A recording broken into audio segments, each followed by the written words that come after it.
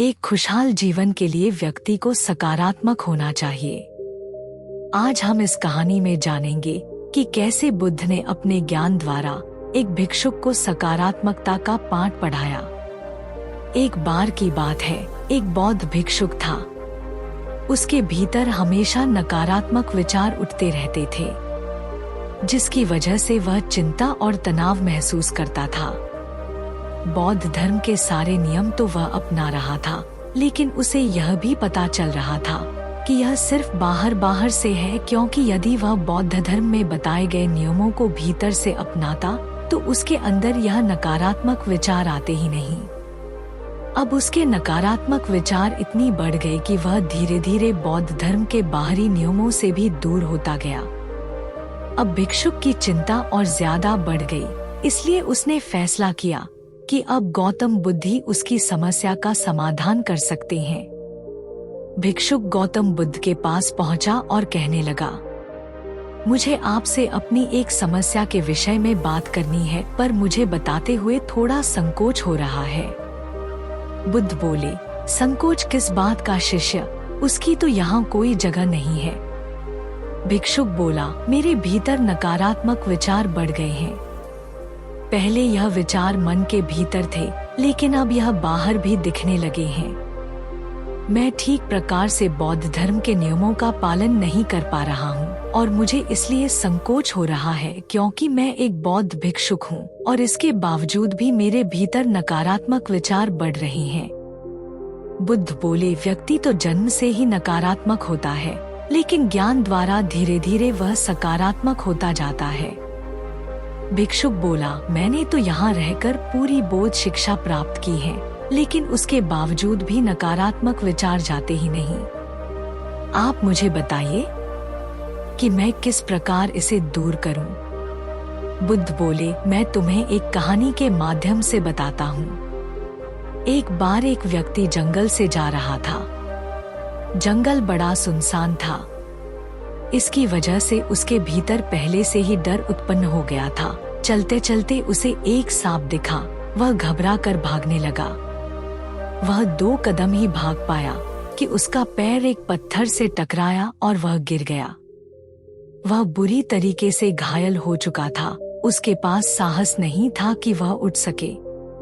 उसको लगा अब तो वह मरने ही वाला है। कुछ देर रुककर जब उसने पीछे की तरफ देखा तो सांप के आकार की एक लकड़ी थी। लकड़ी को देखते ही उसकी जान में जान आई। वह सोचने लगा, मैं कितना बड़ा मूर्ख हूँ। इस लकड़ी को सांप समझ रहा था।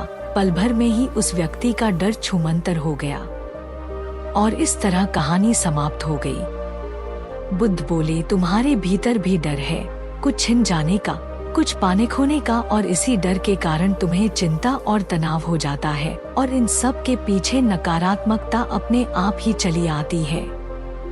भिक्षुक बोला, हाँ, आप सही कहते हो, लेकिन मैं इस विषय में आपसे थोड़ा और जानना चाहता हूँ कि कैसे मैं एक सकारात्मक इंसान बनूं? बुद्ध बोले, तुम ध्यान से मेरी बताई गई बातों को सुनो। बुद्ध ने सकारात्मक होने के विषय पर एक एक करके उपदेश देना शुरू किया। हमेशा जागरूक रहो, हमेशा वास्तविक जीवन में जीने की कोशिश करो, और किसी भी घटना से तुम्हारे भीतर क्या प्रतिक्रिया होती है उस पर विशेष ध्यान दो। धीरे धीरे इससे तुम्हारी जागरूक होने की शक्ति बढ़ेगी।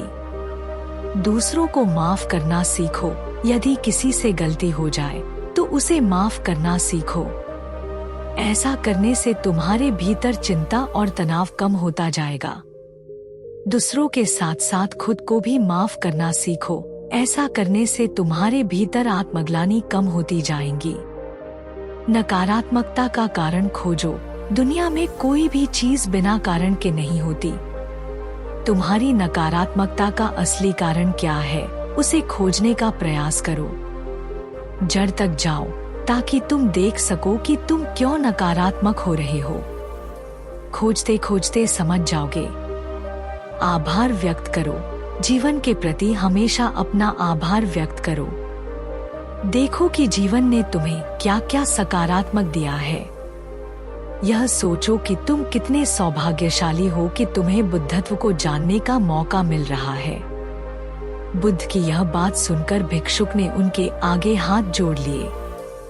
भिक्षुक बोला, बुद्ध, आपके इस ज्ञान से मेरी नकारात्मकता दूर होती जा रही है। अब मैं जान गया हूँ कि नकारात्मकता मेरे भीतर है तो सकारात्मक भी मेरे भीतर ही होंगी। नकारात्मकता बिना किसी प्रयास के मिल जाती है, लेकिन सकारात्मक के लिए मनुष्य को हमेशा खोज करनी पड़ती है। ऐसा कहकर भिक्षुक ने बुद्ध को धन्यवाद किया।